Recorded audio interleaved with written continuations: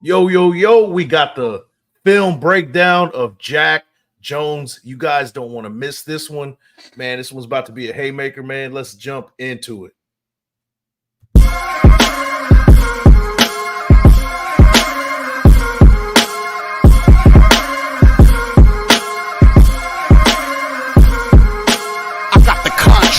This is one of them hits now. Heard back from Earth, we just shot a few of my ships down. It's safe to say I'm totally pissed. Wow, my cloaking devices just malfunction. Guess it's time for a sit down. This is the problem I got with humans, mostly the common man. Constantly fucking with energy they don't understand. Always thinking they got the upper hand. The G-forces from my maneuvers can snap your spine like a rubber band. I shouldn't waste my time, they ain't half as nice. Put a Red Bull in your coffin so your ghost can have wings in the afterlife. Let's rock and roll like a belly dancer's rhinestone. It was my idea to shake the pineal gland like a pine cone. My thoughts create hurricanes, tornadoes, and cyclones. A punch for me is like an avalanche of granite and limestone. You live here, now this is my home. I neuralize both your retinas, you wake up staring at the screen of your iPhone. Confused by the light plus the high tone. And now we connected from the microchip I placed next to your thigh bone. It's hard to understand cause your mind blown, but I gotta cut communication. Your government just scrambled they spy drones. That voice speaking Sumerian, the oldest language in human history. I can't explain it.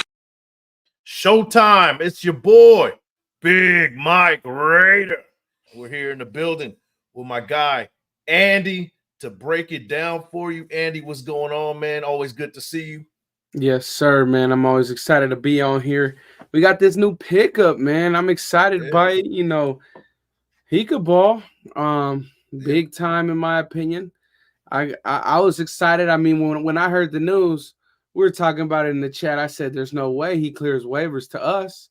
Right. I knew we were 5-5, but I was like, that means about 16 other teams passed up on him. And I was like, hey, man, if we get him, I'm going to be hype and shit. 7 in the morning, we scooped him up. He cleared waivers all the way down to us. And I like this move, man. Yeah, definitely, man. And it's a perfect fit. You know, I've been talking about this all week. It's a perfect fit with Antonio Pierce and that history with them too. You're going to get the best of Jack Jones. And the film breakdown is going to be, you know how we do it, guys. It's going to be a little bit of good, bad, a little bit of ugly. You're going to see everything that you need to see and what to expect from Jack Jones. Before we jump into it, let me acknowledge the chat. We got X_7608 in the building. Good to see you. JNN, Galindo, what up, big dog? Hey, what's going on, bro? Thanks for the support as always. Jesse Guerrero in the building. We got Alex Perez, Big Mike and Andy in the building. You already know how it is. Christopher Munoz in the building. We got Armando Guzman in the building. We got Planet Raiders' own Franklin Skinner in the building.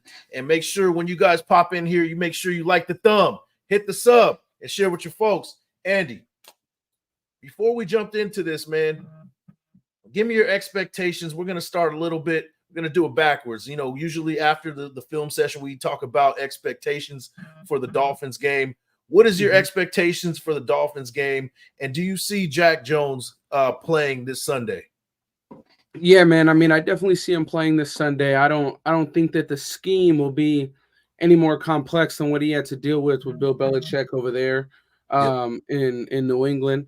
And in terms of like a prediction or something that I feel like the Raiders got to do this week, in my opinion, I feel like our offense is going to be our number one defense. And the way that I say that is we got to keep that freaking Miami Dolphins offense has got to stay off the field. And the only way we do that is by sustaining long drives. Man. 10-plus play drives.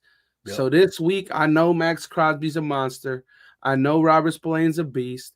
I know Malcolm Kuntz is coming into his own. But guess what?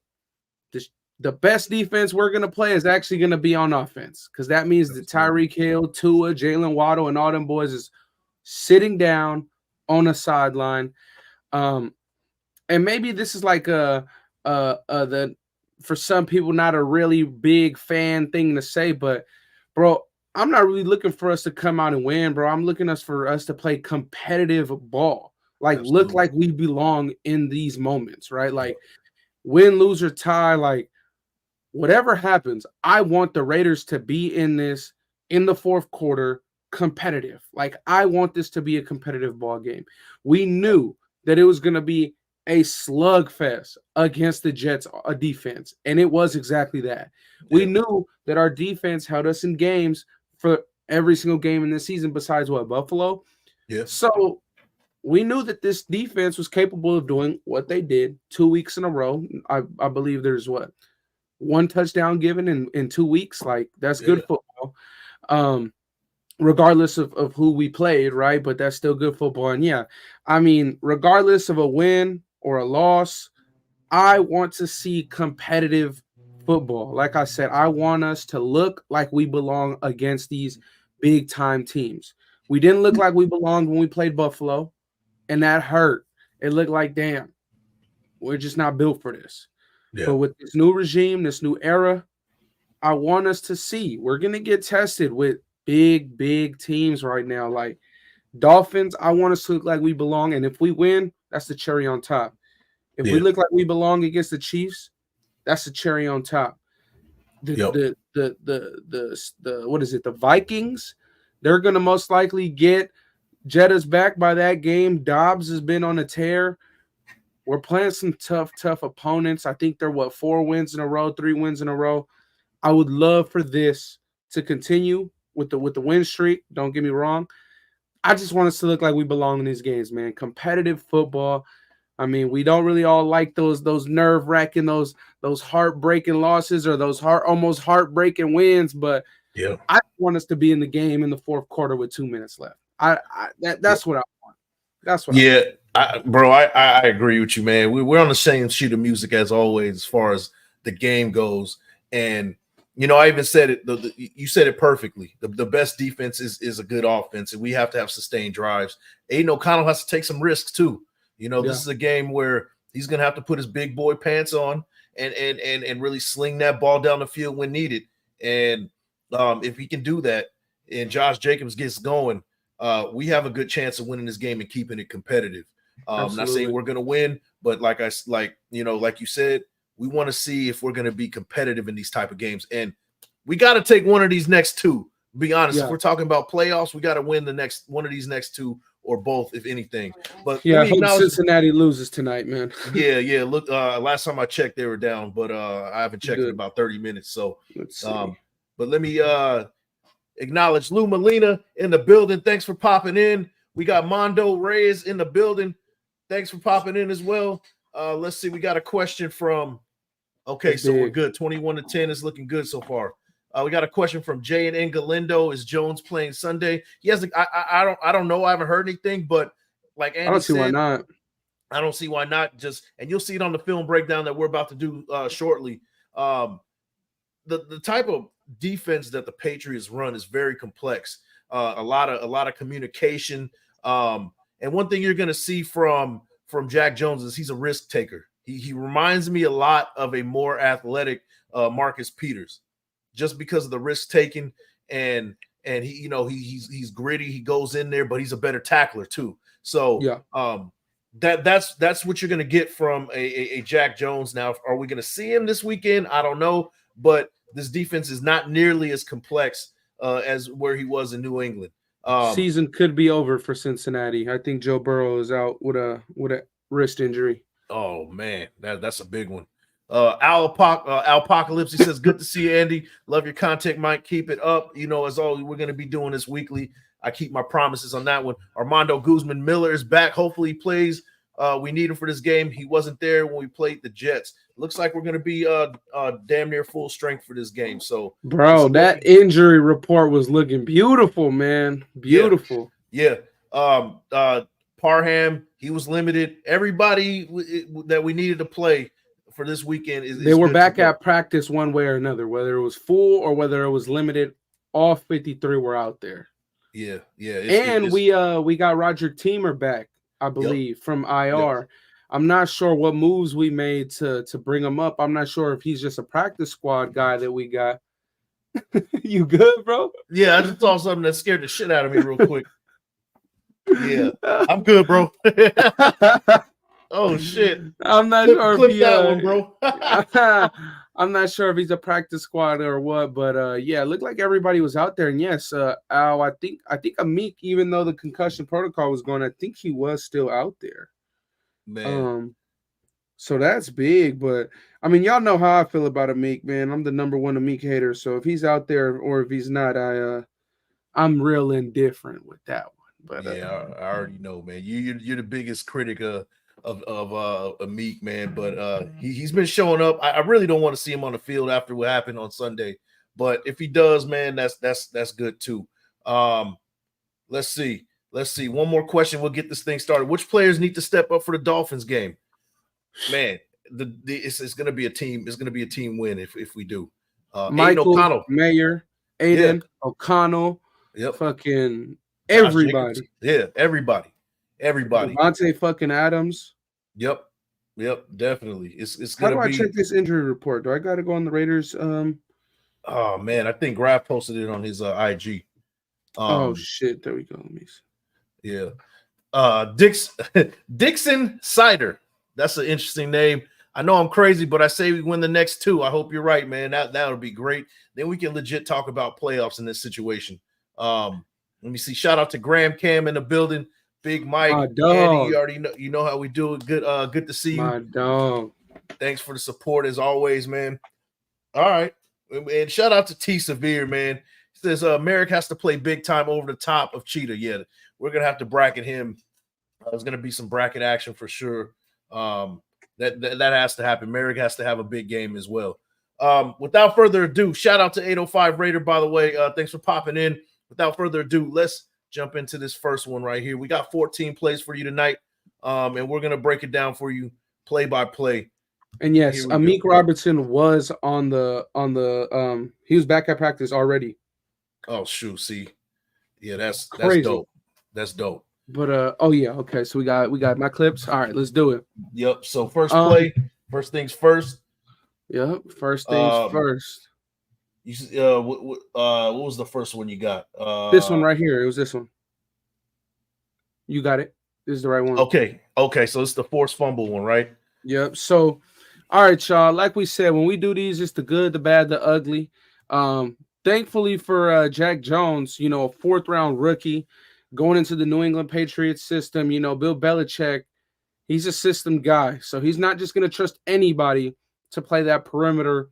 And you'll even see some clips where he's in the slot too in this film breakdown. But Bill Belichick doesn't just trust anybody. And the reason why he did trust this man right here is because he actually earned it. This is the second play of the game against the Packers back in 2022. And yes, this is Aaron Rodgers we're watching. So this play doesn't really have much to do with Aaron Rodgers, but at the very, very bottom of your screen, just basically right where my box is that you're gonna see Jack Jones. And what Jack Jones is gonna do is he's not gonna give up on the play, and he's gonna in fact punch the ball out and get the Patriots in great field position. So for me, you can go ahead and play it. That kind of stuff is great. We've seen Amik Robertson do it. We've seen Marcus Peters go after it all season long. Getting that, even when the guy looks like he's about to be, the play is over and the tackle is made, he's going that extra mile trying to punch the ball out. And right here, you'll even see a good look from here, this back end. Aaron Rodgers gets the quick screen. They're trying to get the quick game running extension of the run and sheds that blocker, still doesn't give up on the play, and boom, pops it out before the guy can hit the ground. That's big time stuff right there, man. I will take that. When you're getting freaking forced fumbles from your DBs, that is big time to me. I like that a lot. Yeah, I agree. And one thing I did notice about Jack Jones is he's a small dude, 170 pounds, but he gets in there. He gets dirty. He doesn't mind getting dirty. He's a willing tackler. He's an able tackler. And hey, he's a playmaker too, is looking like too. So a great play from Jack Jones. That's the first one. Like 805 Raider says, he's a ball hawk. That's what we're looking at. And this is the 2022 season. We're showing you the 2-week stretch of Jack Jones where he had pretty much his best performances. And this is at the beginning of the season. So at some point, there was a disconnect at some point with Jack Jones and the Patriots. Who knows? That could have been carrying on from the late last season and kind of trickling over. But early on in the season, this dude was cooking. So that was the first play right there. You got anything to add, bro? Not on this play, but just to your point, though, I think that when a corner gets back-to-back weeks where he makes big-time plays, Yep. naturally offenses will start to scheme away from this guy, and they won't test him as much. Yeah. But in the beginning of the year, they saw fourth-rounder, rookie. Let's take our chances with him. And then in the beginning of the year, he said, y'all got to quit playing with me. I'm going to make these plays. So I think it was a little bit of both. They maybe there was a small disconnect down the stretch because we all know that offense is horrid. They were on the defense was out there a lot. So, other stuff could have played into factor, but it is what it is. I like what we got here with Jack Jones. And this next play right here, a little bit different from the first one where we saw him all pressed up. So he's actually at the top of your screen right about that 30-yard line on the 29 or 41, actually, on the 41-yard line. And he's an off-man coverage here. And this is actually against Christian Watson, number 9. Now, this was like a slightly debatable one for me because this is a big-time this is a splash play that's drawn up by the Green Bay Packers. And, Matt Judon and the rest of the crew gets there just in time. Aaron Rodgers can make this throw. Now, in off-man coverage, you're kind of just playing that catch technique, kind of seeing, okay, where am I going to go? Where is this guy's cut going to land? And Christian Watson does a good job at the beginning of the route. He's going to attack the tippy toes and then do his corner or do his pylon route, whatever they call it over there in Green Bay. And at the beginning, it looked like Jack Jones was beat. But as the play developed, it looked like he just stayed in his DB stance and did his DB cues and all that kind of stuff. And he stayed in the hip of Christian Watson. Right here, that's not really where you want to see your DB on an outbreaking route, right? I mean, you could clearly see Christian Watson got leverage. And a speedster, 6'4", compared to a 5'11", also pretty fast, but this isn't where you want your DB to be. Now, of course, the pressure did get home, but if you continue playing the play all the way into the next clip, there it looks like, okay, maybe he got back there a little bit more, but Aaron Rodgers did get sacked. But I could see why Aaron Rodgers didn't force the throw. From the other angle, you can kind of see that Aaron Rodgers was going to have to make the perfect throw in order for this to work because he was really going to have to drop it in a bucket in between the sideline and Jack Jones. So right here, that's probably what Aaron Rodgers saw. He saw Matt Judon in his face. He saw the pressure coming on the stunt. And then he probably saw this. Christian Watson wasn't looking back for the ball yet. And, I think that this kind of stuff, it's kind of a debatable one. Did the corner get the best of the receiver? Was the pressure just too fast? Would the play have been there? It's a debatable one, but I still like to put these kinds of clips in there because they show what kind of player he is, right? We saw a press man play. Now we're seeing an off-man coverage against a big body speedster. I like looking at everything, right? Yeah. And to me, like what I noticed, and even the clips that I clipped up, I noticed that he struggles a little bit on off-man coverage, but he's also a risk taker. I think what he's doing is reading Aaron Rodgers' eyes as well on that off-man coverage. He's seen him on that like a long out route, and it's like, all right, I'm a jump this real quick, because Aaron Rodgers, timing wise, he's got to get rid of the ball soon, so he's taking that risk and kind of going, jumping that route. But as you can see, he kind of took a risk and luckily he didn't get bit on that one. But now he's chasing the guy, right? Now you're seeing the back of his jersey. So that's definitely something that you don't want to see. But I do like the fact that he's a risk taker in those kind of situations. Off man isn't, to me, it looks like off man coverage doesn't really, that's not his strength for sure. What I've seen so far. But under the Patriots defense, they run a lot of cover 1. We already talked about the cover 6 that they run, and even cover 7, that Saban defense, where it's a lot of communications between DBs and am I supposed to be here if this happens? If you take an out route, I take him, or you take them if they go on a slant or something like that. And you'll see a little bit more when I'm talking about down the line. But it's a lot of communication that's involved with this defense. And I think for this one, he was taking a risk, and luckily it didn't bite him in the butt. But right. There it is. But got the sack right there. So here's the next play, man. Yeah, next play on this one, he's at the bottom of the screen, lined up over 87. Now this is something that I did want to point out because in the AFC, I feel like we face this a lot more. All these motions with the speedsters and all the behind the line of scrimmage plays with the end arounds, this kind of stuff. And it is early in the season. Maybe he just didn't get enough of it on film. Maybe it wasn't ran a lot in college or what. But it's just an easy end around, right? And at the beginning of the play, he's just so caught up on his receiver, and he just doesn't realize that the play could have went right to him because that is not a good angle taken by the receiver for a block. The play could have just easily been taken out by Jack Jones here, and instead Christian Watson is able to walk in for 6, right? Now, at the end of the day, maybe this is a communication thing. Maybe he should have just read this. In my eyes, you know, I don't know how I feel about man coverage down here in the red zone. I mean, I'm not a fan of it. That's just not the best play call in my eyes. Maybe Belichick feels different, but you know, I'm not a defensive coordinator. He is.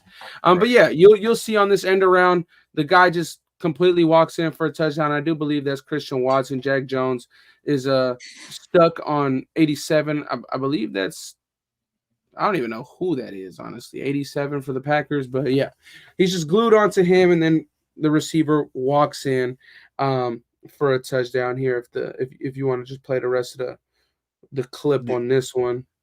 I wanted to freeze on this one just because, you know, what I would like for Jack Jones to do in this situation is kind of be that almost set the edge, right? You don't want him to go outside of where you're at, because you got 3 tacklers on the outside. I mean, on the inside right there. So at the very worst, you set that edge, you force him to kind of cut in. You got 3 on 1, basically 4 on 1 if you really count that safety at the top of the screen. So this is just a bad angle, and he's responsible. He's accountable for this touchdown, man. I'm gonna let it ride out, but yeah, you can see he took a horrible angle, and that was his play to make right there. And you'll see a better angle as we're on the other side, but. Yeah, that's definitely just a bad was. angle. I just think, bad angle, but I also think it was just a bad play call by the defensive coordinator to run man coverage down on the 15-yard line. This is going to beat it every single time. Yeah, I agree. So we got the next one. Pause it for you. Next play here, you can clearly see number 13.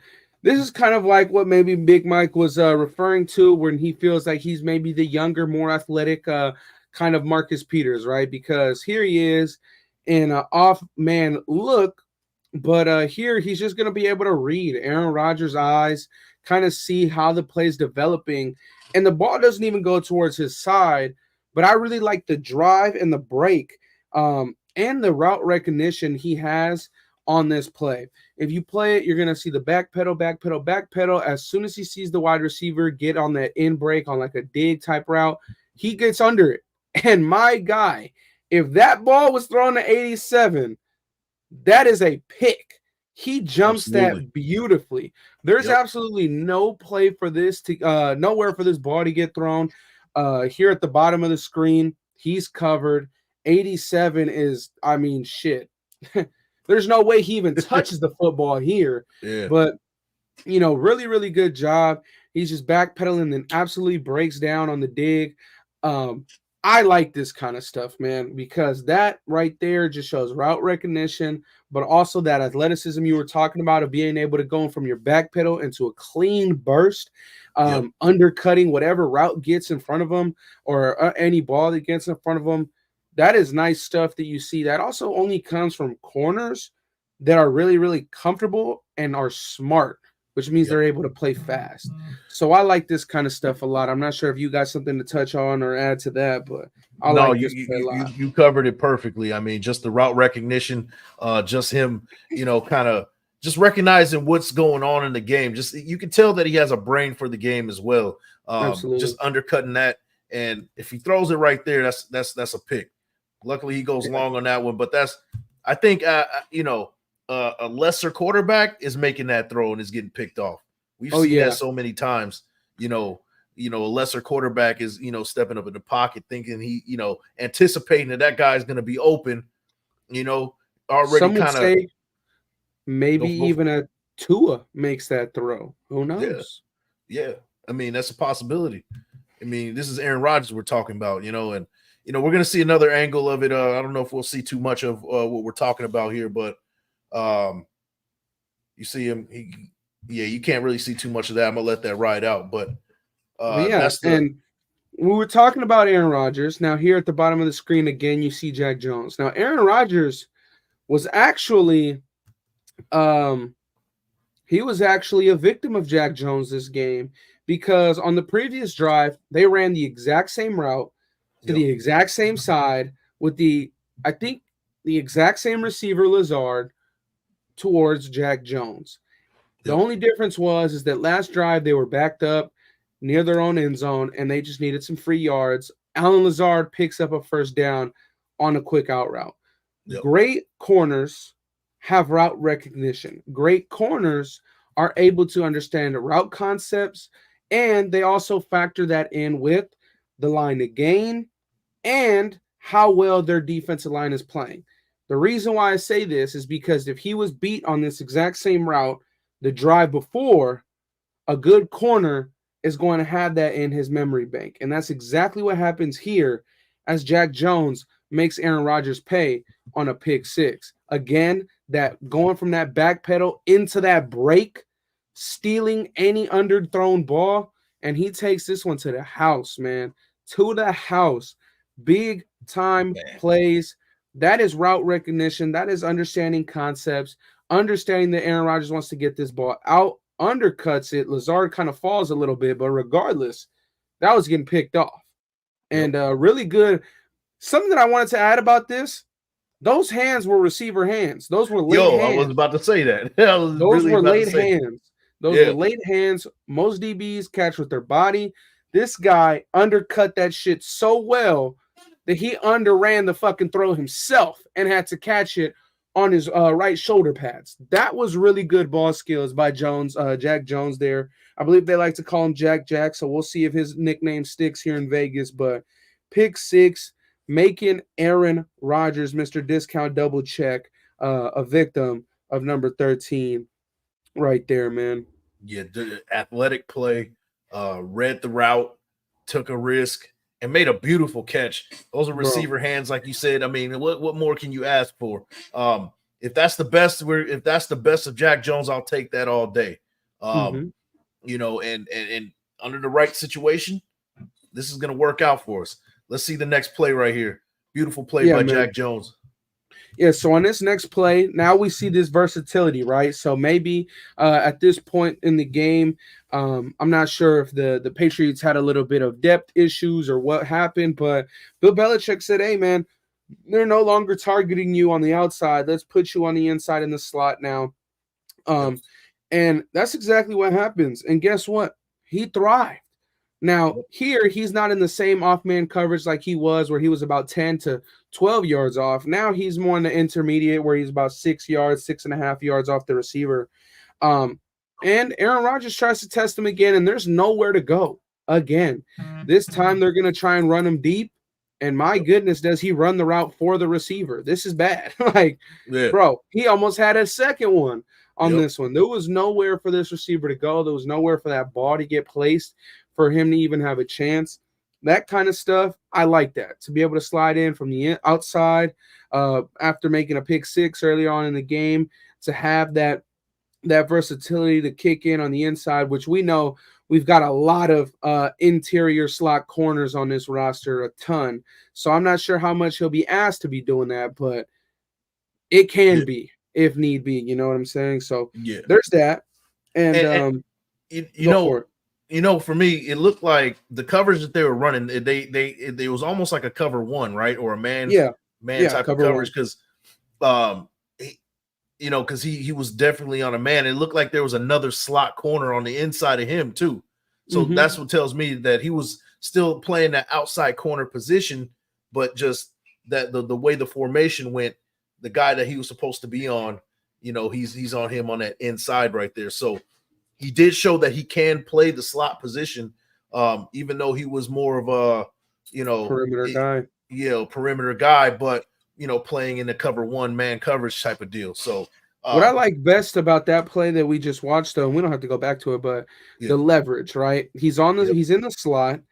He takes outside leverage knowing that he has that middle safety right there if they are to attack him deep. I like that. DBs playing with leverage. Those are smart DBs. They understand the game down and distance. Good football IQ. Now here, much like what we were saying earlier, he's an aggressive guy. He takes those chances. Yep. He took his chance here. And thankfully coming to the Raiders, he's going to have Max Crosby. But my goodness, this can't be a theme that happens because at the top of your screen here on the 50-yard line, you're going to see him bite. And my God, he was bait because he got smoked. This was a walk-in touchdown. Walk-in touchdown.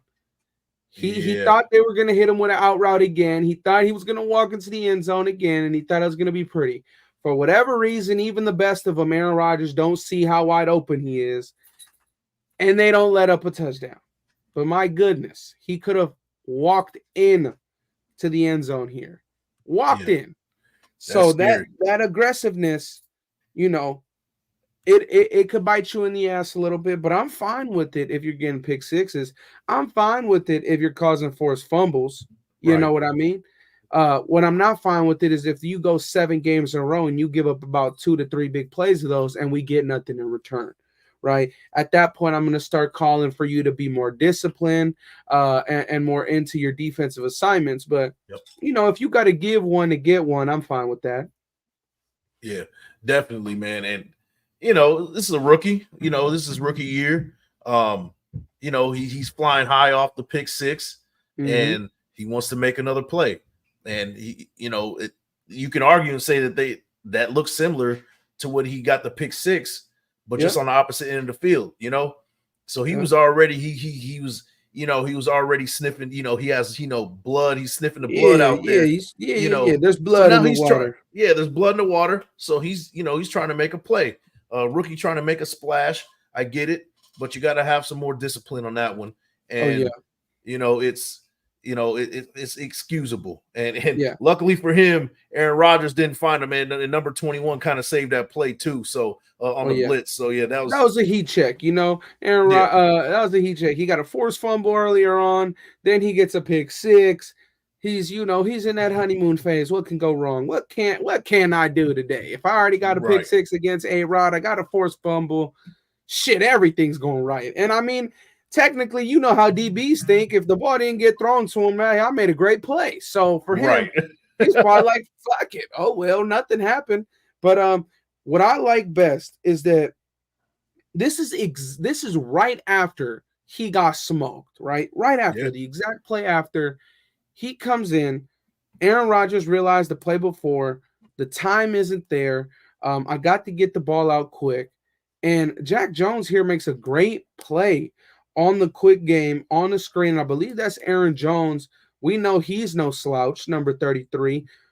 Blocker in his face. That looks like a tight end out there. Yeah, tight end. And not only is he going to shed the block, dip underneath it, but, man, he's going to cut him down right at the line of scrimmage. I like that. I like that aggressiveness from a 170-pound corner. And if I got to give credit to anybody that does that on this roster that's a DB, it is Amik Robertson. Now, if I can get a 5'11" version of an Amik Robertson, well, shit, give me that one, you know? Right. Yeah. And Jack Jones looks like he might be that and a little bit more in my eyes. You know, I feel like the down and distance and the way that he plays is a little bit further along. Weird to say from a guy that's only been in the league for a year and a half compared to 3.5 years. But nonetheless, Jack Jones, that's what I got from my clips. I love this guy, man. I think that, maybe he'll give up a play where he doesn't read the assignment or the keys on an end around. I think the Patriots ended up winning this game. They don't win the game without his touchdown. They don't win the game without his forced fumble. So, I like this kind of stuff. That is a tight end. Look at that shit, man. At this, I'm going to tell you one thing. Right here, I bet you Aaron Jones was thinking, my goodness, I just got to get past 21 and I got it to the house. Yep. That's exactly why he went outside of the tight end. Nope. He didn't give up on the play. He shed the block and took his fucking kneecaps out in the process. and Aaron Jones is falling flat on his face. I love that, man, because we got Austin Eckler's in our division. We got Isaiah Pacheco's in this division that run hard. We even got Javonte Williams in this division. Those are all scat backs. Those are all guys that make it happen in space. And at times we do ask the Marcus Peters, the Meek Robertsons, the DBs on this roster to have to make plays like that. And we know damn well they don't always get made, right? So for him to show that heart, I like this a lot, man. I really, really like this. And you know, on the flip side, right? I gotta put the flip side. 85 and filmed breakdown the next week. He's got a lot of explaining to do because he's got about 100 pounds on Jack Jones. If you're not pancaking this dude and running him into the parking lot, that's a problem. That's a big problem. That's not our problem, but it's a problem. But, you know, I was always told holding penalties don't get called when you pancake their ass because, motherfucker, he's on the dirt. That's what I was told. That's a damn fact. And there you go. But yeah, the gritty player, you know, those are your clips. My next 6 are coming up. And you know, from that, we see that he's a risk taker, he's gritty, and you know, he's a heat checker. You know, he's gonna make that play, he's gonna try to make more plays after he got away with the pick 6. He's gonna still, you know, heat check and take some more risks. And I can accept that, especially from a rookie, but you would like to see a little bit more discipline as the years progress, and hopefully he gains that kind of that maturity that you're looking for from a young corner with us. So absolutely, yeah, great 6 plays. I got my 8 plays. I got my 6 right here. So right here, this is against the Lions, and we're gonna have Jack Jones on the top of the screen. He's on the 11-yard line at the top of the screen, and this is just good route recognition from him. And I'll let this play right out, and you'll see exactly what I'm talking about. So you got the guy motioning to the right, and it looks like he's kind of like in a oh man, this coverage is probably like I wouldn't say it's necessarily a man coverage, but as you can see, there's a guy on that wheel route right there that's wide open. That looked like quarters to me. Yeah, they're in quarters right here, and the linebacker, it looks like the linebacker 48 right here is going to be running for his life to try to make that play, and Jack Jones comes and saves the day. Beautiful pick right there. I think Jack Jones is trying to bait Jared Goff the whole way there, if I'm being honest. This looks like quarters through and through to me. Looks like Jonah Tavai, I believe that is the linebacker there, is just trying to get into the flats, and he did see how vulnerable that their flats were looking. But I think honestly, Jack Jones is trying to bait that through and through because Jared Goff, he plays exceptional ball sometimes, but sometimes he throws passes like that where he can get baited. And the most impressive part about that was the footwork, man. Not only did he display the receiver hands in the week before, but he displayed the Tony toe tap right there. Yep. 1 and 2. Bingo. That's a big time play. He bailed out his linebacker on that one too, because he was out of position. That was good scheme. That was good play calling. If he was in quarters, and you could argue and say that, he did bait Jared Goff into making that throw. And that's a veteran type of play if that's the case, right? This is coming from a rookie. So, guys, if he's that type of dude that's going to be baiting quarterbacks into making bad throws, we're in for something special. And this is an example of it. If he did bait Jared Goff into making that throw, perfect footwork, swiveled the hips, and went up and did the toe tap for the interception. Great play right there. I'm excited after that right there, man. So here's the next play. Now, I kind of want to talk about this a little bit. I think this is more of a what historically what the Patriots like to run is a cover one. They want to make sure that the middle of the field isn't exploited. They want to cover the middle of the field. They don't want to get attacked in the middle of the field. And so they run a lot of cover one, but derived from the cover one is the cover 7. And usually you'll have two DBs and a safety they're in communication with those three are in communication. For example, if you're running an out route and you're in a certain zone, you're going to take that. If they go out in like a slant pattern towards the out, then you're going to pass it down to the safety, and then you're going to play the flats, depending on what kind of formation that they're running or what kind of route that they're running. In this case, you see trips on the right side, and Jack Jones is one of those three DBs right there. You'll see him better. He's going to take the out route right there. He was in the slot right there. So he takes the out route. He's on the 13-yard line. And to me, I think that this was almost a mistake, maybe a miscommunication on his part. Maybe he should have passed that receiver down to the safety. And Jack Jones is supposed to get that guy that's wide open on the 20-yard line. And what ends up happening, they end up getting first down right there, just getting attacked in the middle. What do you think about that type of that play, man? Do you think it was a more of a cover 7? Do you think it was a miscommunication, or do you think that was an interesting one? You know, right. you would think that because they have the safety over top, maybe he just gets passed over.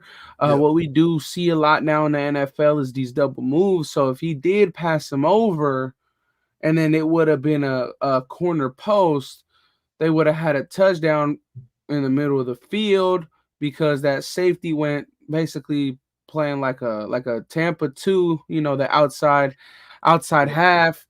So it is kind of strange. I think that maybe they were just kind of banking on the fact that if we do give up a touchdown, we could all rally to the football, because it was a 3rd and 10, right? I think that's what this was, or a 3rd and 10. You can see the sticks there, 3rd and 10. So they were hoping that if we do give up something short, they don't pick up the rest after the catch, but that's exactly what they did. So could have been miscommunication, could have just been, again, I mean, this isn't the second time we've seen them now run some man coverage close to the red zone, which is not the smartest in my opinion, but, you know, Bill Belichick, defensive mind, not me.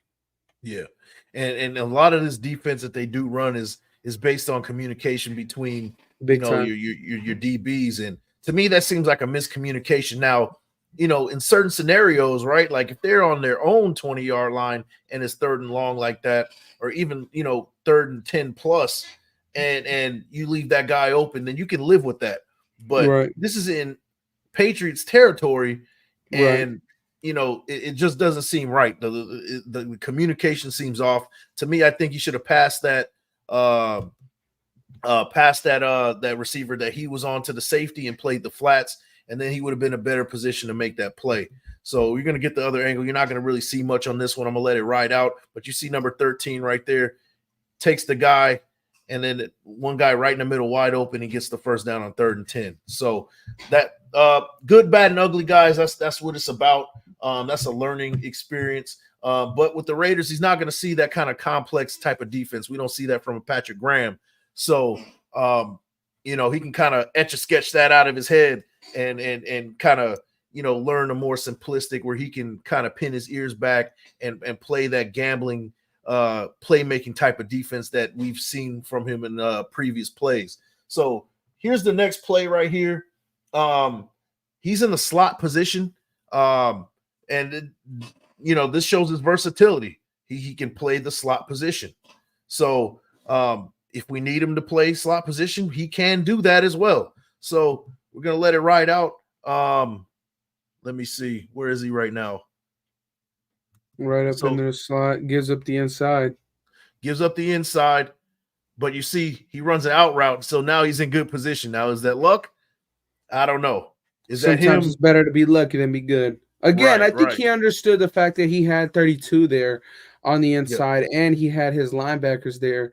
So he probably trusted them to get, you know, deep enough into their zone drops to where they could make a play.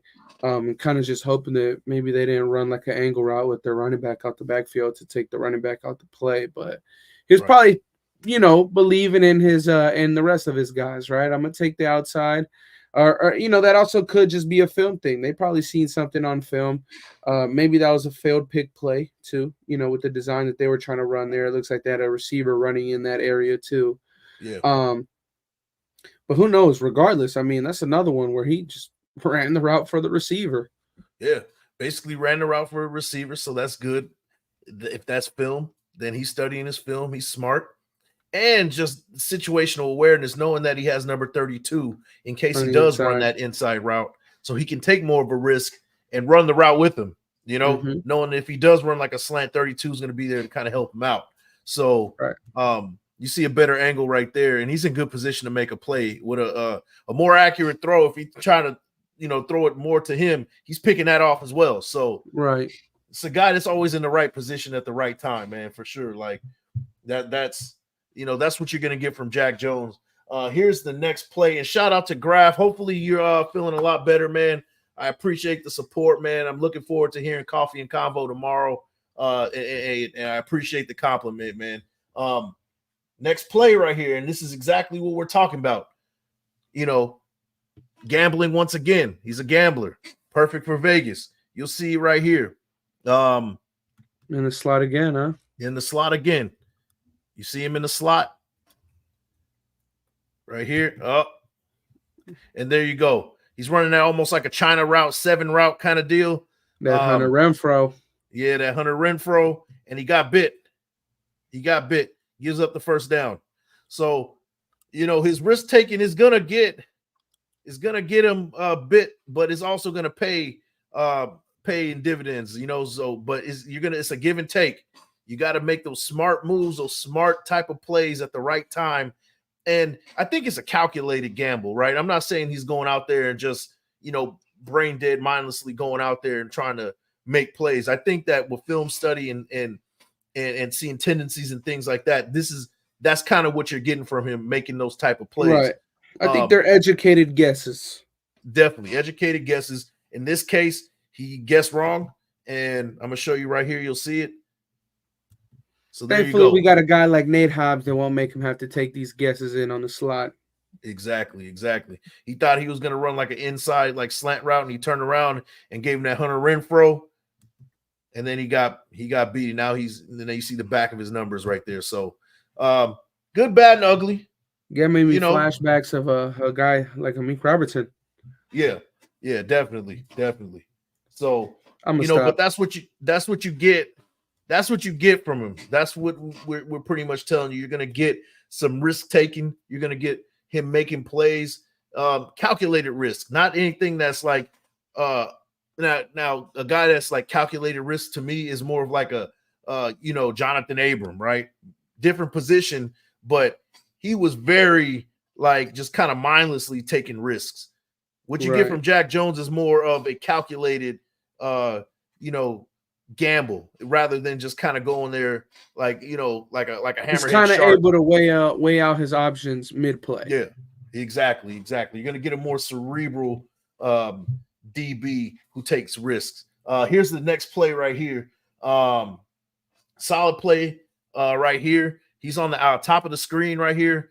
He's giving up inside leverage, but you're gonna see that he makes a great play right here. He's at the top of the screen, guys. Right here. Backpedaling is beautiful there. Damn. That was nasty. Yeah. And route recognition, he's right there. He's right there to even make a play. And goes up for it. Doesn't get the ball, but that's just beautiful coverage right there. And he's off man coverage. I kind of sold him short saying that off man coverage is a little bit not his strong suit, but he looked great right here. Right? Like, I mean, well, that's a good thing. If that's not his strong suit, I love that. Yeah, for sure. I'm gonna let it play out right here, and you'll see a better angle of where he is, and you'll see at the top of the screen. Bro, my God, that's beautiful. Perfect position, right? Perfect position. And even if Jared Goff kind of throws it towards the letter I in the end zone, he has that breaking speed to kind of go and still make that play and even intercept the ball. So that means Jared Goff would have to held on to the ball about a half a second to a second longer, and that pressure would have got to him. Yeah, I agree. And he even goes up, puts a hand on the ball, so he's even still in a position to make a play right there. So, this is what you're getting from him, guys. A playmaker on the field, great footwork, gritty, able tackler, risk taker. This is what we're getting from Jack Jones, guys. I want to make sure I'm hammering that. scout, a scouting report. Everybody wants to know what's going on with Jack Jones. This is what you're getting from him. He's a risk taker. He's a playmaker. Good footwork. Great tackler. That's what you're getting from him. And here's the last play right here, guys. And this is also good. What's the word? Just very disciplined right here, because usually in most cases you would see a DB kind of give up on a play after a few seconds, and then that's when you see guys come up wide open. We've seen it with the Raiders over and over and over, right? So we'll see it right here. In the slot, or what? Where is he at? Yeah, we're in the slot. He's on the 13-yard line. On the hash mark, yeah. Yeah, on the hash mark, 13-yard line. So you see him right there in the slot, and 4 or 5 seconds, still covering. Ball's finally in the air, but he's there to make a play. And that's exactly what I'm talking about, right? After 4 or 5 seconds, after 3 seconds, right? Quarterback's supposed to get the ball out of his hands, even less than 3 seconds. And usually after those 3 seconds, it's almost a free-for-all, right? What he did his job, and he stuck with his man. And that's good fundamentals. That's good discipline, because in most cases you'll see a guy in a kind of impromptu freestyle type of situation. He's throwing the ball and there's nobody there. Luckily, you got a guy like Jack Jones who's making very good cerebral moves and staying with this guy after 5-6 seconds. He's still there on his guy. So I got to give him kudos. Disciplined player as well as he's shown right here. And you'll see it right here. He's going to pop up on the screen right now. And he was even late to his position, but slot position, he's on number 8, guys, on the right side of the screen. Stuck on that man coverage, and he's stuck into him like glue. And then he turns around, ball recognition, turns around. No way to get a PI that way. Yeah. So, good fundamentals, good just fundamentals and being mature and staying with your guy and doing your job. That's what you're getting from Jack Jones. Those are the plays. Those are the 14 plays. You got anything else to add for Jack Jones, man? No, not much, man. I'm excited. I think that probably not this week, but I do think that he is a potential starter on this team. And maybe the chat knows better than I do, but I know he got released, but we did pick him up off waivers. So does that mean that he's on his rookie deal with us, right? He's on a rookie deal. He's the second-year player. So we got him for this season and 2 more after that. That's big time, man. That is big time to have him on a rookie contract. This is a guy that made the 53 for the New England Patriots, and we know how competitive that defense gets every year. Man, I think this is a high-end starter. I think that he's a real high-end cornerback too, at worst. A good solid starting CB1 at best. It's going to be hard for him to travel with the best of them. I get that, but there's not many DBs and corners in this league that can travel right now. I mean, so I'm gonna be honest. Sauce Gardner's regarded as a CB1. He didn't travel all night long with Devontae Adams. So maybe traveling is just out of this game. Maybe it's not in the nature of the NFL anymore to ask their corners, their number 1 guys to travel anymore. But you don't necessarily see that lockdown, shutdown corner in today's game. I think that's like a thing in the past now, where guys kind of following your number 1 guy. You've seen it with Jack Jones. He's on the field side of the ball. He's on the boundary side of the ball. He's in the slot. He's a little bit of everywhere. And then that's exactly what fits in with Patrick Graham's defense, that versatility that you're looking for. And I'm excited. Hopefully he plays this week. Give him a simplistic script, have those guys out there communicating with him, put him in the position to make a play and let him do his thing. Let him be an athlete. And that's what I'm hoping for, man. But guys, we got 100 in the building, man. Make sure you guys like the thumb, hit the sub, and share with your folks. Shout out to Stuart Schweigert in the building, man. I would love to, man. We got NFL DB right there. That's an NFL DB. Man, I would have loved to have him on the film session. The next one, dude, Stu is a freaking. He's on Adderall 24/7, man. If you send this man a link, he'll probably join it. Okay, that's Stu. And Stu, I didn't mean to call you an Adderall addict or anything like that, but you're always awake, buddy. Always awake. Okay, alert and awake, man. That's the name of the game. But yeah, hey Stu, we got to get you on the next one, man. We got to get you on the next film breakdown. I would love to pick your brain, and I also want to hear from what you think about Jack Jones, man. It was, I think that, you know, we got somebody special for the next couple of years. It's going to be good to see him kind of get acclimated to what's going on, and you know, he's a guy that clearly he will run through a wall, right? He's shown it. He had no fear going against the tight end who had pretty much almost 100 pounds on him. So just imagine he's playing with some motivation, you know, playing with his under his guy Antonio Pierce, as well as proving that, you know, he still belongs in this league and he's still that playmaker that he's shown at the beginning of the season. So it's going to be exciting to see him. Hopefully he plays this week. Shout out to everybody who's popped in, man. You know, my apologies for not getting to the chat. You know, once we get cooking on this film breakdown, we get cooking. But everybody we got up in here. We got 95 right now, man. We got a hundo in here. Let's go, man. Basically, yeah, man. So what? We got like double what we had when we gave our little predictions. Go ahead and let them know your predictions that you gave, man. Yeah. So Dolphins game, the keys to winning this game. We gotta get the ball. Like Andy said, a good defense is a sustained offense. We got to get them on the field, keep that offense on the field, get Jacobs cooking. I like 25 to 30 carries from him. And Aiden O'Connell got to put his big boy pants on, sling the ball down the field and make a big play when it's time to. Move the chains, keep the ball out of the Dolphins offense's hand. And then when we're on defense, Merrick's got to have a big game. We got to have some bracket coverage on Tyreek Hill. You know, Jacorian Bennett, time to put your big boy pants on too. You might be on number 10, and whoever's on number 17, put your big boy pants on too, because it's gonna get spooky, man. It's gonna get spooky. It's gonna be a track meet for sure. Hope you got your track shoes on, just like, you know, Antonio Pierce said. But I could see a lot of cover 4 this game. A lot of cover 4. Cover 4. Yeah, and I want them to also stay aggressive with the blitz as well. You know, because it'll be kind of hard, but yeah. I mean, I'm not saying every play, because then that's how you get torched. But you got to mix it in there. You can't let Tua just be sitting comfortably in the pocket and trying to pick apart.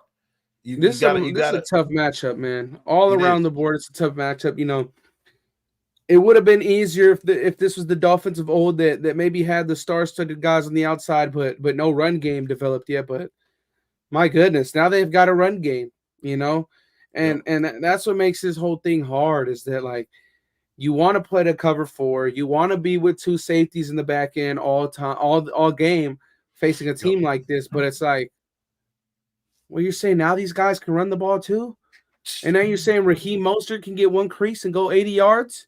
It's like, oh man, now you're saying that not only can you have Jalen Waddle and Tyreek Hill on the perimeter, but you're also saying that you got, what's his name, Chosen Anderson in the slot, and then you could still motion out Raheem Mostert out the backfield, and it's like, yeah, you forgot that rookie running back too, so they can change the pace Devon A-Chain or Acme, however you call that, man. Is oh my god, it's gonna be. They got their hands full, and that goes back to our point where they gotta stay on the field on offense. We can't go 3 and out.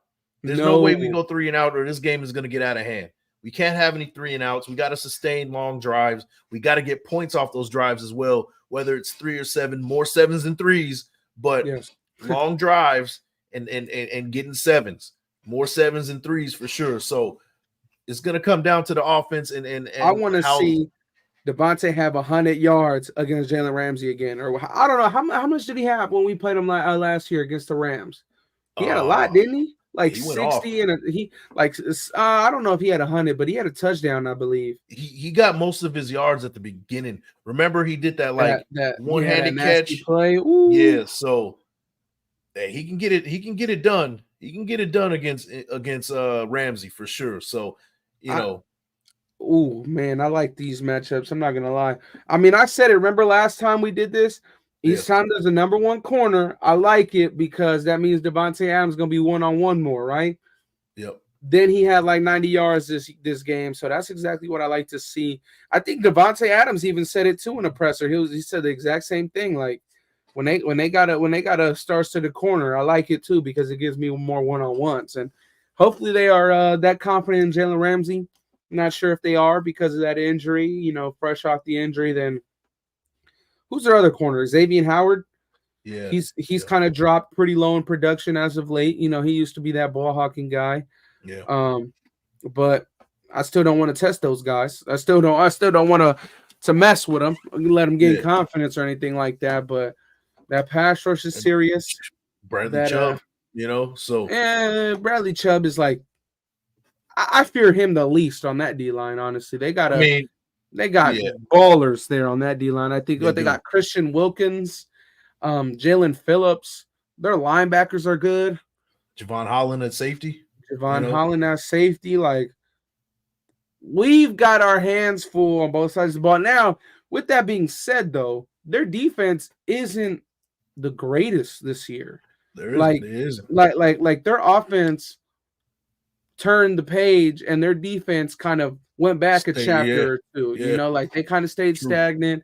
They kind of went back a couple pages. So with this hopefully high-powered offense that we're trying to develop, right? The Dolphins are no New York Jets on defense. They're completely different, right? I'm not saying that slower than the Jets. Yeah, I'm not saying that we're going to put up 30 like we did against New York. Yeah. I'm not saying that we're going to win it all. Like I said at the beginning of this live, right? I simply just want to see competitive football for all 4 quarters. Because if you don't wear your big boy pants against a team like this and you decide to be a first half or a second half team, in one of those halves, our opponent is going to run away with it. That's how good this team is. That's how good these next 3 teams are. They will run away with it if you even blink.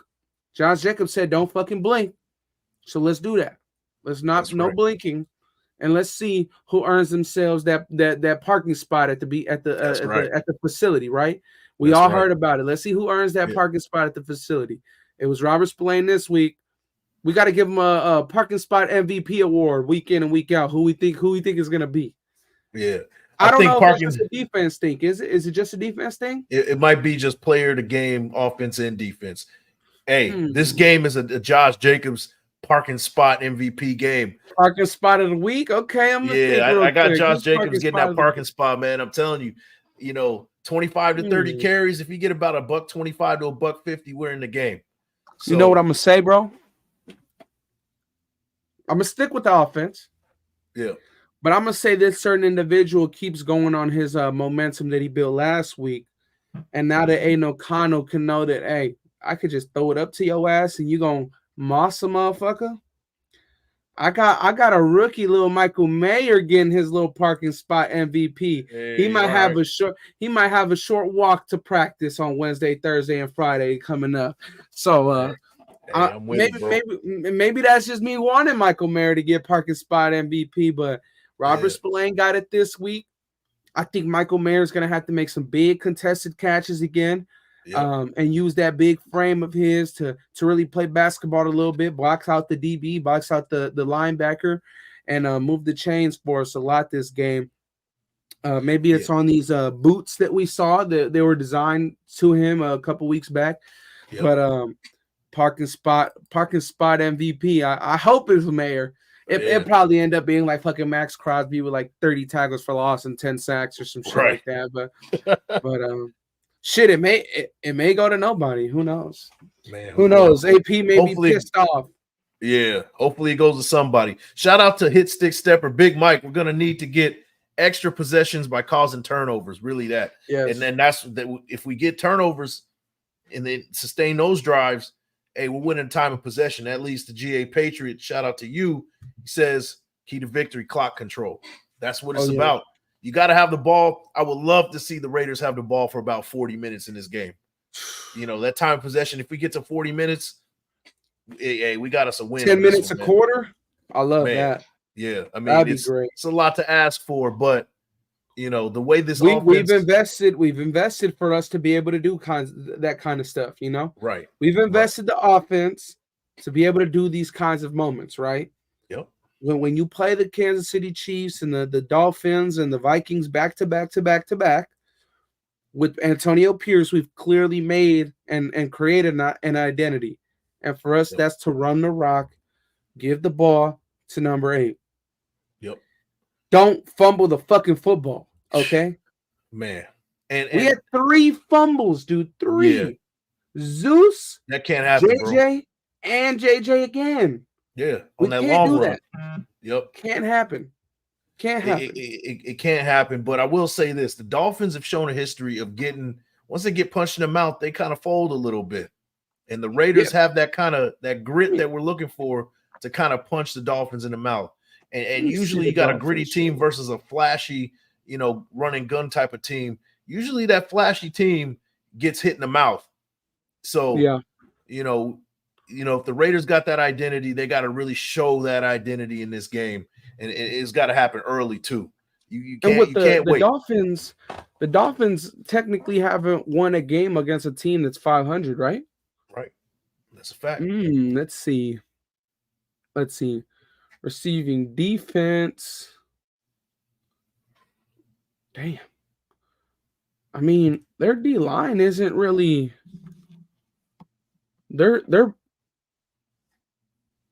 Bradley Chubb got 6 sacks. Yeah, he's Christian Wilkins has 4.5. Yeah. Van Ginkel has 4. Jalen Phillips is 3.5. Van Ginkel is one of those sneaky dudes, bro. We gotta keep an eye on Van Ginkel because he can get after from too. Emmanuel Ogba. So I got 1, 3.5. So that's 3.5. So that's 7, 11, 15, 19.5, 21 and a half. That's 22, 23. They got 30 sacks on the season. They're right at 30 sacks on the season. Okay. So they get 29 sacks on the year. 29 sacks on the year. I think we got more than that, right? I haven't even checked, to be honest with you. I think we're in the 30s. I think we're in the 30s. Which is better than what were we talking about last year? A couple years ago, they had 9 or something like that, something crazy like that in the whole season. Fucking disgusting ass stat. Yeah, that's horrible, man. Horrible. Shout out to Gotti Got It Show Enough Podcast. I think Diablo gets a pick this game, and Merrick is going to have a big game. Hey, bro, if I'm gonna be honest, dude, like this defense isn't. It's not what they once were, bro. Only 4 interceptions on the year. Yeah. Now I know Ramsey's been out for. He was out at the beginning of the season. Never fucking mind. Where they're lacking on the picks, they have 8 forced fumbles. Yeah. So now we gotta emphasize that we gotta protect the ball. All that fumbling that was happening last week can't happen because the Dolphins get after the ball and they cause fumbles. So if we lose the turnover battle, we're gonna get blown out. I'm gonna be honest with you, man. We can't lose that turnover battle. Javon Holland is their leading tackler. Yeah. How do we feel about this front? If we went 5v5, Van Ginkel would be lined up against Thayer. Yeah. Jalen Phillips would be lined up against Colton Miller. Yeah. Bradley Chubb would be on the inside, lined up against Parham. Yeah, depending on formation. And then what they got, Christian Wilkins would be in between. Damn. That's a good D line, dude. Yeah, it's a solid D line. It's a solid D line. But I think this offense, hey, it's what Antonio Pierce is doing is brilliant to me. He's in the offensive line film room in their room, and whatever's being said, keep on doing it.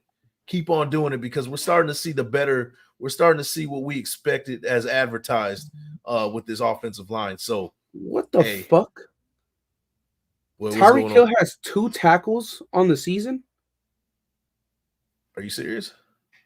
Off the interceptions, probably off the picks. Oh, okay, yeah, that's what I was about to say. I was like, what? Yeah, I'm like, wait a second. Shout out to Crypto Tales in the building. Thanks for popping in, bro. Good to see you. That's my real life bro right there, man. Crypto 7 Tales. picks to 19 interceptions. Just about 3-1 there, about 3-1. Close to it. Man.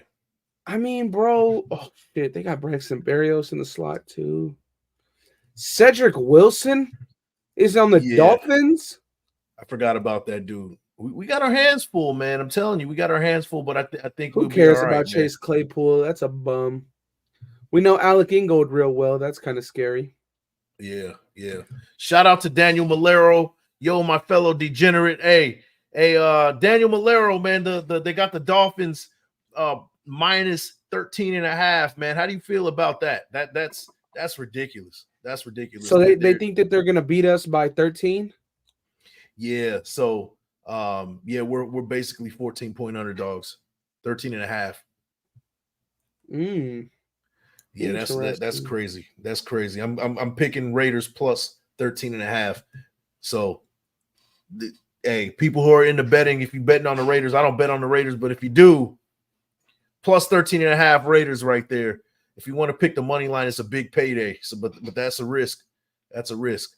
So if you pick Raiders outright money line, you get a big payday if they win this game for sure, man. Wait, so Andy, if you just pick the Raiders to win, you make bread?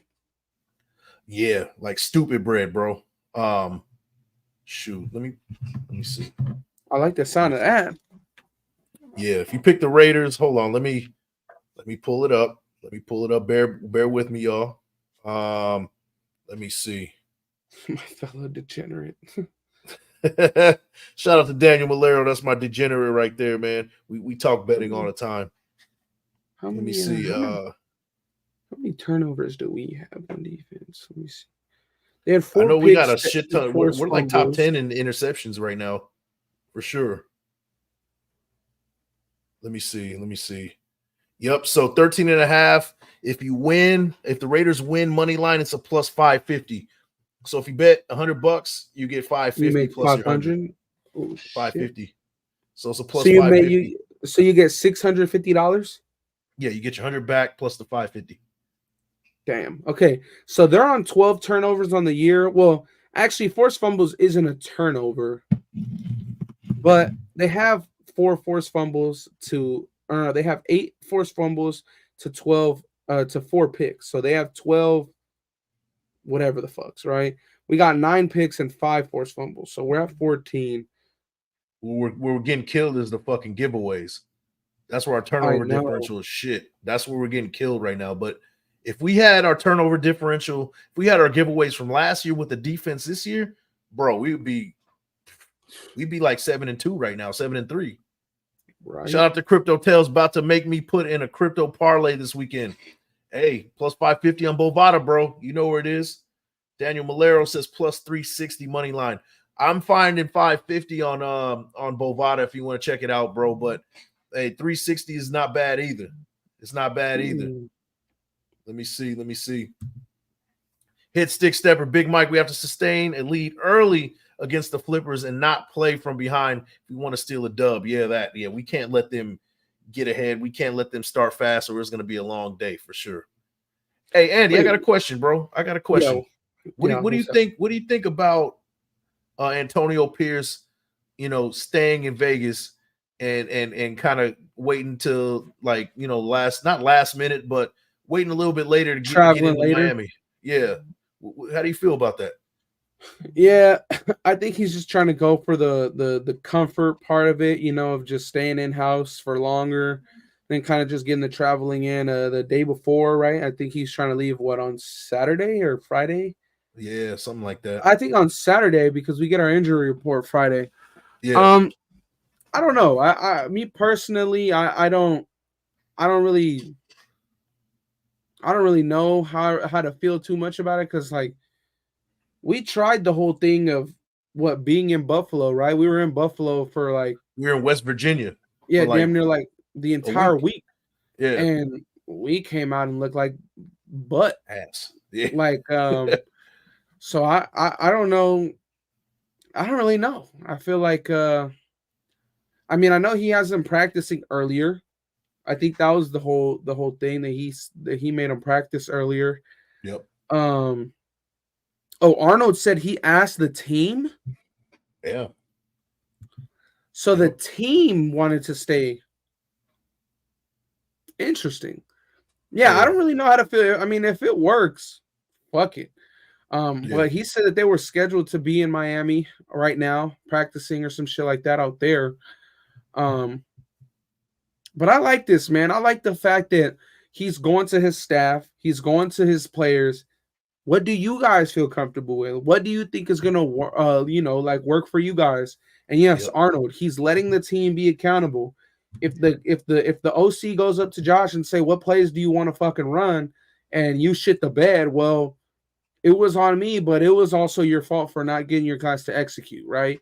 No doubt. If you don't want us to travel a week in advance, well, we won't travel a week in advance, but better strap them boots up and put them shoulder pads on, because it's going to feel like a 10 a.m. game for you guys, and this matters. You know, we need these wins. Like, we need them. There's we got to have these, bro. Like, we have to have these. I know that they're talking about, just one game at a time, but we're in the same exact position we were with Versatility. We got to run the table, bro. Like, if you guys want to get in that dance, you want to be in that game, you've got to run the table, bro. Yep. And I'm not saying 12-5, but like, you got one or two mishaps the rest of the season. Yep. And you've got to win the rest. And you got to win the games that you're supposed to win. But you got to steal some too. And it starts right here. And shout out to Crypto Tales. He said, would you rather stay at home or a hotel? That's really what it comes down to, right? Like, I'd rather stay my ass at home cooking and, family and, your dog or whatever you got going on at home. Wait till the last minute to get to Miami. Was the practice squad still on the sideline last week? You know what? I didn't even notice, but I'm sure that that's a new thing now. And I hope that I don't know if they're going to travel all the way to Miami. I'm sure the practice squad will be out there for every home game. Yeah. I don't know if Mark Davis is going to want to chip in that extra cash to throw another 20 people on that flight. What is it? 20 people on this practice squad, right? Yeah. Something like that. That's a whole nother private, little private flight. You know what I mean? Yeah, that's another couple PJs going out there, dog. So I don't know if Mark Davis want to do that, but who knows, man? I mean, I just like the fact that he's asking the guys what they feel comfortable with, right? When that kind of shit makes you feel like, you're at work, you got to perform, but at the same time, it's kind of like, okay, well, you asked us for our opinion. You're taking us, into account for all the situations and decisions being made. That gives you a more peace of mind on what's going on, right? Like, it makes everyone feel like they're wanted or like, they're involved at the end of the day, bro. Like, right. Ain't nobody gonna give a fuck. Or, I mean, shit, I doubt McDaniels gave a fuck about what the practice squad guys felt like or whatever. Like, and I'm not saying that that's shitty on McDaniels, because shit, I mean, they didn't give a fuck about the practice squad guys, and they won 7 Super Bowls in New England, right? So it's like it works in certain places. He didn't know any better. That's what he learned in New England, so that's all he knew. But here we've got a guy that's been in Washington. We got a guy that's been successful in New York.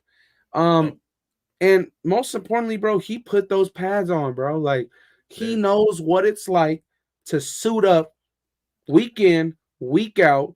He knows the pain that these guys are going through. Yeah. He knows that, motherfucker, your leg probably hurts right now. Yep. But, dog, you're going to get that adrenaline rush right as that ball is snapped every play. Your ass can run a 12-second sprint, and you're going to do it. Because that's what he came up with.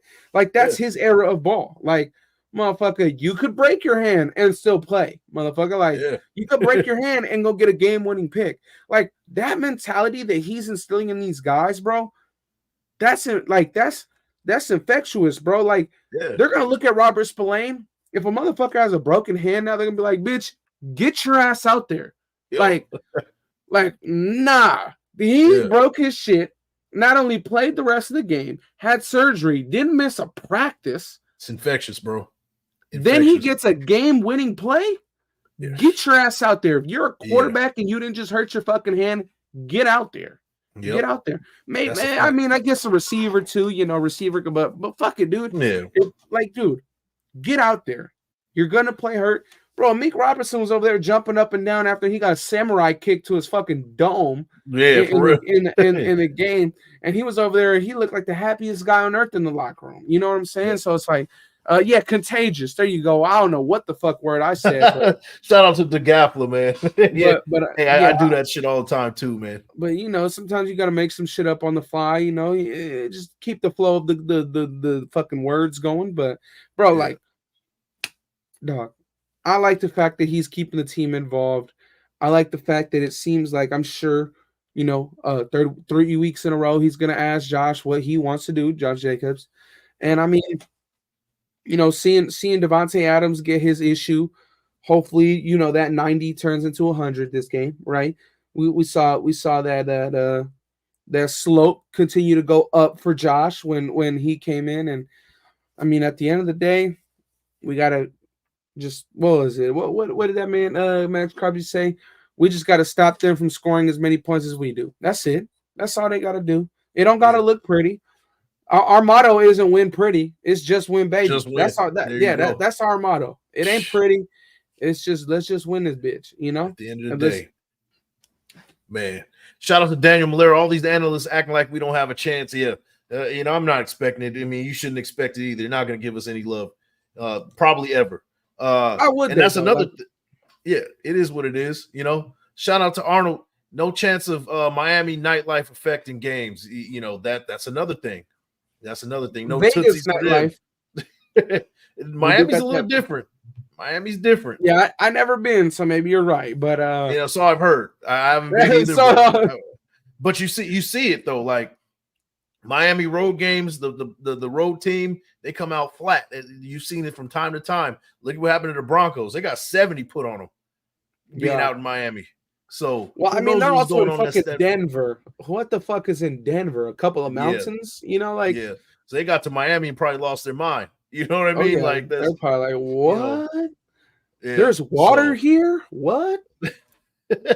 There's a beach? Is that a girl? No way. Man, for real, man. No, but I mean, I just want this game to be competitive. It's an East Coast game for us. Yeah. I don't know what our record is on the East Coast, but I don't know. It's not that great. It's not great. But not great. I do know that they have a losing record against teams that are 500 and up. Yeah. So hopefully the trend continues. And they're coming from a bye week. Some teams bye weeks really help. Some teams bye weeks, teams lose their momentum. That's true. So who knows? Who knows? But Elmatic, he's saying that Miami is definitely different. So focus. He said focus, man. So I mean, and I think that's what we're getting, right? That's we're getting that focus. And you an NFL player would know, right? Hey, we're not going nowhere near there until we have to. So and shout out to Giovanni B with the $2 haymakers. His big booty IG models will throw anyone off. That's how it goes. That's how it goes. Yeah, I think that's usually how it adds up. Yeah. Right. So, that's how it is, man. But all I know is that my score prediction was off like a motherfucker last week. Yeah, you were a little bit off. I said 23-13. Oh, you said 33-10. I said 23-13. It would have been 23-12. Yeah. That was close. If we would have got that other touchdown. Yeah. So I was off too, but that one touchdown that would have made it real close. So what you got for this week? I got it ain't positive, so you know what, chat? Chat, it was 30 to 24. Let's put it out there. 30 to 24 is gonna be a score. 30 to 24, and we're not saying who that 24 or that 30 is for. Just know that's what we said the score prediction was gonna be. There you go. Hey, Man, but hey, we got 135 in the building. Thank you guys for the support, man. If this is your first time jumping in here, hopefully it's not your last. When you get in here, make sure you like the thumb, hit the sub, and share with your folks. Andy, thanks again, bro. I'm about to wrap it up, man. I gotta eat, man. It's like 8:30. Time for me to grub, man. Yes, Wife's sir. at home. She's waiting for me to get off this thing. You know, she was waiting at the door for me. So I gotta get going. But Andy, thanks again, bro. We're gonna do this next week. Guys, make sure on the way out you like the thumb, hit the sub, and share with your folks. I'm your boy, Big Mike Raider. And we're out of here, guys. You guys catch you on the next one. Take care and have a safe weekend, man. Yes, sir. Have a safe weekend. Turkey Day coming through.